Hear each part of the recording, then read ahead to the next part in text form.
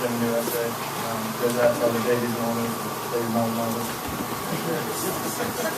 Every 17 years. I follow my father's thick calves across the lawn, watching as a constellation of fireflies descends from the scorched grass underneath our steps.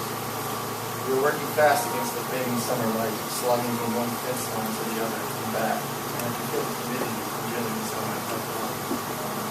I hand my father a blanket of mesh and watch as he effortlessly wraps it around a small birch tree with his bare-like arms. With a few swift movements, the tree resembles a mummy or a sad bride. My father stands aside and inspects his handiwork, scrunching his mustache up into his nostrils.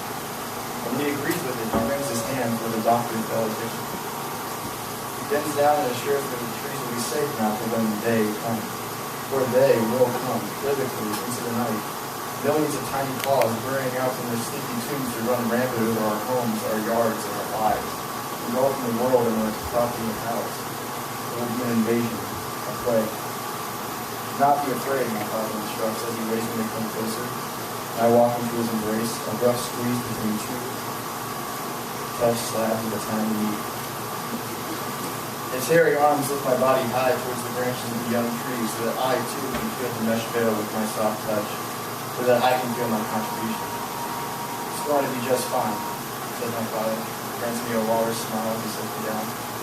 He gives me a firm baseball pat on the butt and instructs me to run along.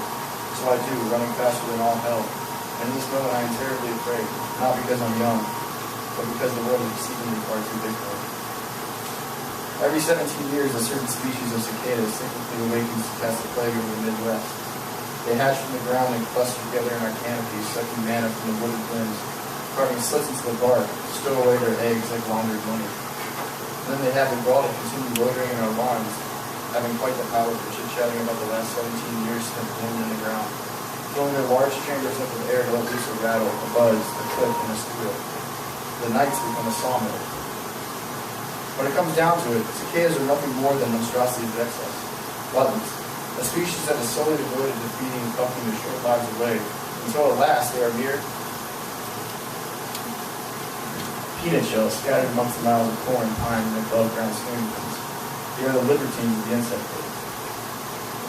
One morning I awake to the smell of bacon. My mother, a silent geisha in her face mask and robe, is cooking it on the stove in the kitchen, impatiently crowding the slices around the pan with a large steel fork. My father sits at the table with his own tower of pick meat on a paper towel, architecturally sound at the bacon like crisscrossing rebars. I know it is only moments before his demolition. I kiss my mother before taking a seat again at the table, but not before I am drawn towards the window by what seems to be the sound of a million dial-up modems sounding out at once. I notice the trees move in strange ways, as if they are about to be beamed up in space by the Starship Enterprise. They are pixelated, deatomized. And this is when I realize they have come. This is the invasion. Millions of these winged beasts completely engulfed in vegetation, shape-shifting the canopy. Damn bugs are in full force, says my father to the bird. When I look back at him, the tower of bacon has already been imploded, and his wrecking ball stomach is jutted over the table's edge. Not yet full, he awaits his second helper. My mother, silently at the helm of her kitchen, looks languidly out into the wooded lawn, seemingly uninfected at the emergence of the alien race. She eventually brings my father another helper. The feeding habits of cicadas can be harmful to plant growth. Both nymphs and adult cicadas feed on the roots of trees, penetrating the xylem, vascular plant tissue, yellow sugar, and plant amino acids. It's a common misconception that they feed on the phlegm, like most sap-sucking insects. But no, they go for lifeblood, the nutrients that really allow the tree to thrive. Deep into the soil, they thrust their proboscis into the wooded veins and suck them dry. But they don't stop when they're full, they never stop when they're full. Many will sit, waterlogged in the sun, drunkenly sunbathing on the leaves of a maple, as if they stole away from the weekend in the Hamptons. My father comes home late from work. I watch his car glide slowly up the driveway as I sit Indian style in the grass, dissecting a cat tree. Cicada with a sewing needle. He waves to me with his pinky, while the rest of his hand stays glued to the brick bark foam, a usual occurrence in our day-to-day run-in. I've already taken off the specimen's wings and blinded its eyes in order to protect myself from any attempt to fly off and tell the others. I watch as it spins endlessly on its back, the legs eagerly pedaling in the air as the final retrieve. My mother's face appears in the front window. She looks scornful yet concerned, the kind of expression I get when she catches me in the pantry at night, trying to fill my flabby body with unlimited amounts of structures and crude buildups.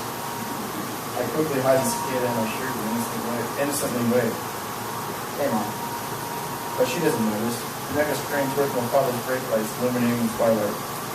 She watches the silhouette of his head, bobs the sweet voice of another person on the other line. Cicadas are hollow creatures. This is how the males produce their shrill mating songs for the world. Filling their empty voids with air, they initiate a vibration through the templates, or drum-like membranes, and let loose a paroxysm of lust. They have no preference for mating, no criteria. They are masters of the one-night stand and flip-flop. They don't love. They're driven solely by a male's visceral desire. They will latch into a female for up to 1 hour, but not a minute more, and spread their seed for a new generation 17 years into the future. The cycle will repeat, and sadly the females will never have a choice in the matter. No resistance. They are voiceless creatures. There's no song for them to sing. I continue on with my probing, taking out my sewing needle, and picturing this kid's abdomen, ripping down as if unzipping a jacket. To my surprise, there is nothing. No guts, no blood, not even my heart.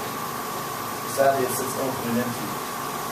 Even though I want to put it back together, the only thing I can manage to do is sit back and watch the baby's final dance, the music my father's exhaust by, my mother's watchful eyes.